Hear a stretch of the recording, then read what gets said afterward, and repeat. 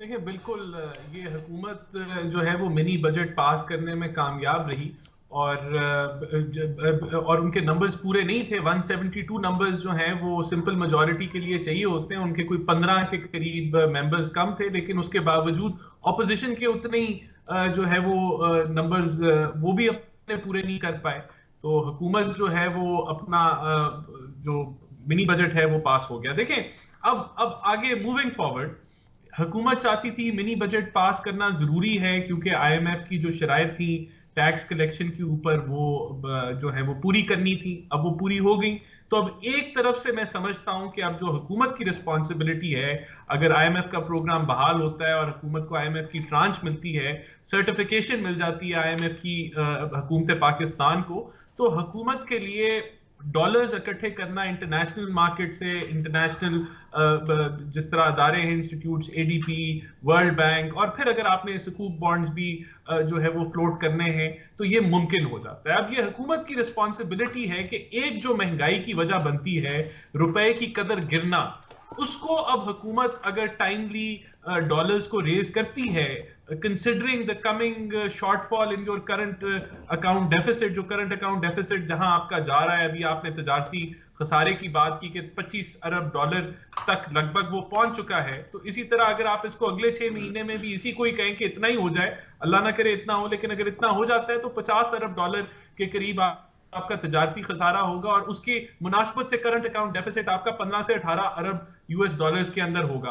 तो अब इस मिनी बजट को पास करने के बाद, हुकूमत का आईएमएफ प्रोग्राम रिज्यूम होने के बाद, हुकूमत का नेक्स्ट चैलेंज ये होना चाहिए कि वो डॉलर्स की जो अवेलेबिलिटी है वो इंश्योर करे, डॉलर्स को रेज करके मार्केट से, और रुपए को स्टेबलाइज करे, ताकि वहां से महंगाई ना आए। क्योंकि महंगाई आनी तो है, वो कहां से आनी है? वो आपका जो आपने एडिशनल टैक्सेस लगाए, नंबर एक, वहां से आएगी। फिर जो आपने एग्री किया है कि आपने पेट्रोलियम लेवी को 30 रुपए तक लेके जाना है, हर महीने 4 रुपए उसका रेट बढ़ाना है, और अभी ये आ भी गई है समरी के, शायद कल अब अंदाजा लोग लगा रहे हैं कि कल पेट्रोलियम की प्राइसेस 5 रुपए से ज्यादा सर बल्कि 150 जो से है वो ऊपर बढ़ जाने का जाएंगी। इम्कान है राणा साहब, 150 जी। से ऊपर जाने का। अच्छा, मैं एक चीज राणा देखिए, साहब, एक चीज इसी में ऐड कर दूं। श्रीलंकन गवर्नमेंट ने आईएमएफ के पास जाने से पहले अपने कर्जों को चाइना के साथ रीस्केड्यूल करने का प्लान बना लिया है। काफी वाइज प्लान नहीं लगता आपको कि आईएमएफ के पास जाने से पहले जरा इधर उधर कोशिश कर लें? इस हमसे छोटा मुल्क है, हमसे ज्यादा मुश्किलात का शिकार है, सिक्योरिटी इश्यूज भी हैं, हमारी सपोर्ट उन्हें बहुत रहती है, लेकिन काफी वाइज प्लान के साथ अगर कोई मुल्क आगे बढ़े तो यकीनी तौर पर 1 अरब 2 अरब डॉलर आपको मिल रहे होते हैं किसी एक ट्रांच के थ्रू, और 1-2 अरब डॉलर के लिए आप 25-25 अरब डॉलर का तजारती खसारा बढ़ा रहे होते हैं। देखिए ये जो सर्टिफिकेशन है, अगर ये ना मिलती हमें, आईएमएफ की जो है रिज्यूम ना हम कर पाते, तो फिर ना वर्ल्ड बैंक ने आपको पैसे बिल्कुल देने थे, दुरुस्त ना बात है आपकी। आपको जो है वो एडीपी ने देने थे, बल्कि जो सऊदिया से भी आपने पैसे उठाए हैं वो भी आईएमएफ की के साथ प्रोग्राम रिज्यूम करने पे मुनस्सर है, वरना 72 घंटों में सऊदी अरेबिया भी अपने पैसे वापस ले सकता है। तो अब आईएमएफ के साथ, लेकिन हमें ये पता है कि जो अब तो जो 3.25 सालों में जो आईएमएफ की डील हुई है उसके अंदर काफी चीजें आम आदमी को भी पता चल गई हैं। कि पहला जब ये डील ही स्टार्ट हुई तो दरमियान में वजीर खजाना तब्दील हो गए, और फिर जो यूनुस धागा साहब है उन्होंने भी कुछ इंकशाफात किए कि किस तरीके से पूरी टीम दूसरी दफा भी चेंज हो गई ड्यूरिंग नेगोशिएशन, और फिर जो नई टीम आई वो सब जो उनकी बातें वो मान गई। तो हमें नजर आता है कि हुकूमत की तरफ से जो नेगोशिएशंस होती रही हैं पिछले 3.25 साल में आईएमएफ के ऊपर, शायद वो कमजोर तरीन नेगोशिएशंस रही हैं, और गुंजाइश हुकूमत के पास कोई ज्यादा नहीं थी। तो मैं अगर मुझे, if you allow me to complete my point, अब आगे मूविंग फॉरवर्ड, अब जो महंगाई आनी है वो आपकी बिजली के जो नर्क बढ़ रहे हैं उसके ऊपर से आएगी, पेट्रोलियम के नर्क जो बढ़ रहे हैं, और जो एडिशनल टैक्सेस लगे। लेकिन हुकूमत की अब जिम्मेदारी है आईएमएफ प्रोग्राम को रिज्यूम करने के बाद कि वो रुपी डॉलर पैरिटी को बरकरार रखे, बल्कि उसमें बेहतरी लाए।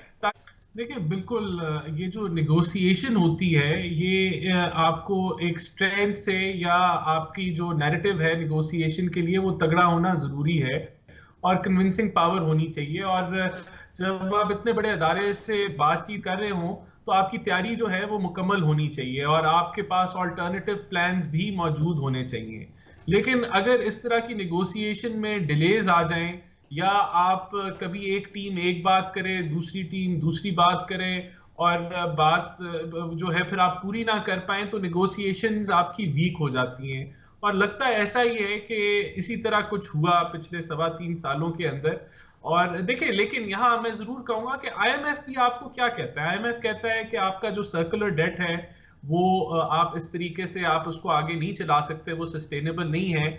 आपको पावर सेक्टर में रिफॉर्म्स लाने की जरूरत है, आपको लाइन लॉसेस कम करने की जरूरत है, आपको कलेक्शन बेहतर करने की जरूरत है।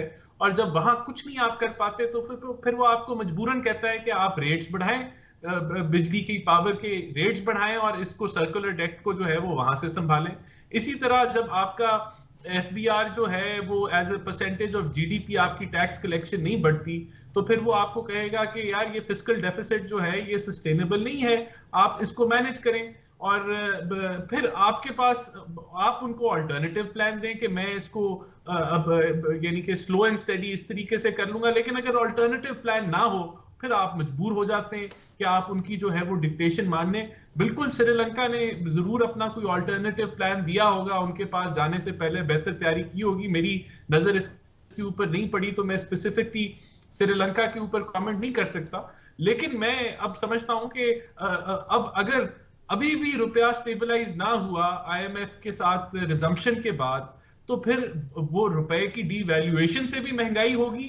और फिर जो है वो राणा साहब ये बताएं, राणा एहसान साहब, रुपए की डीवैल्यूएशन जिसका हम जिक्र कर रहे हैं, फ्री फ्लोट पॉलिसी के तहत छोड़ दें मार्केट पर, या खुद से उसको कंट्रोल करें, स्टेट बैंक उसको देखता हो जो कि अब एक अलग से ऑटोनमस बॉडी है, ये सारी चीजें अपनी जगह। लेकिन जब तेजी से रुपए की गिरावट शुरू हुई थी तो क्या उस पर ध्यान नहीं देना चाहिए था? देखिए, अभी भी इस वक्त जो स्टेट बैंक है मेरे अंदाजे के मुताबिक वो मार्केट में इंटरवेंशन कर रहा है, और पिछले अभी से नहीं कर रहा, पिछले कोई 1 माह से या उससे भी शायद ज्यादा से इंटरवेंशन कर रहा है, और आपके रिजर्व्स में भी कमी आई है। देखिए, ये वो हुकूमत कर रही है या ये वो स्टेट बैंक कर रहा है जो समझता है, जो कहता रहा कि जी इसका हमारे से कोई तल्लक ही नहीं है और ये मार्केट डिसाइड करेगी। मैं नहीं समझता कि ये कंप्लीटली फ्री फ्लोटिंग इसको करना पाकिस्तान के फेवर में होगा। बिल्कुल, अगर देखें आपका क्या काम है कि आपकी जो इंपोर्ट्स हैं, अगर वो लग्जरी इंपोर्ट्स हैं, अगर वो नॉन नेसेसरी इंपोर्ट्स हैं, तो उनको आप काबू करें। आपके उनके ऊपर आप आरडी लगा सकते हैं, आप और तरीकाकार है उनको महंगा करने का, उनको डिस्करेज करने का, आप उनको डिस्करेज करें। लेकिन जब उसके बाद उनको माइनस करने के बाद जो आपकी इंपोर्ट्स रह जाती हैं वो अगर एसेंशियल हैं और उसके बगैर आपकी इकोनॉमी में ग्रोथ नहीं आ पाती, या वो आपका रॉ मटेरियल है या आपका जो है वो पेट्रोलियम प्रोडक्ट्स हैं जिसने ड्राइव करनी है इकोनॉमी, तो फिर तो आपको मैनेज करना पड़ेगा, आपको रुपी डॉलर स्टेबिलिटी देनी पड़ेगी लोकल बिजनेसेस को। देखिए, बिल्कुल ये पहली दफा ऐसे हुआ है कि बेकरी आइटम्स में जो डबल रोटी है या बन है या इसी तरह दूध जो है जो कि डब्बा बंद हो या जो है किसी ब्रांड का हो, उसको लग्जरी आइटम के अंदर जो है वो डिक्लेयर कर दिया गया है, जो कि वाकई मैं नहीं समझता कि ये लग्जरी आइटम है, ये तो डेली हाउस होल्ड की यूजेज है। लेकिन मैं समझता हूं कि जब आप टैक्स कलेक्शन जो है वो अपनी एक डायरेक्ट टैक्सेशन नहीं बढ़ा पाएंगे और आप जो है प्रॉपर तरीके से टैक्स रिफॉर्म्स नहीं लेके आएंगे, और बहुत सारे जो सेक्टर्स जो हैं जो टैक्स नेट के अंदर नहीं मौजूद, उनके ऊपर आप उनको नहीं टैक्स नेट में लेके आएंगे, तो फिर यही जो है वो सबसे आसान तरीका है कि आप इनडायरेक्ट टैक्सेशन जो है उसको आप बढ़ा दें। और इनडायरेक्ट टैक्सेशन जो है वो एक रिग्रेसिव टैक्स है जो कि अमीर पे भी उतना ही लगता है और गरीब पे भी उतना ही लगता है, और गरीब पे ज्यादा लगता है उसकी इनकम की परसेंटेज के ऊपर। तो ये फिर इसी तरह की आपको चीजें जो है वो नजर आएंगी। अच्छा।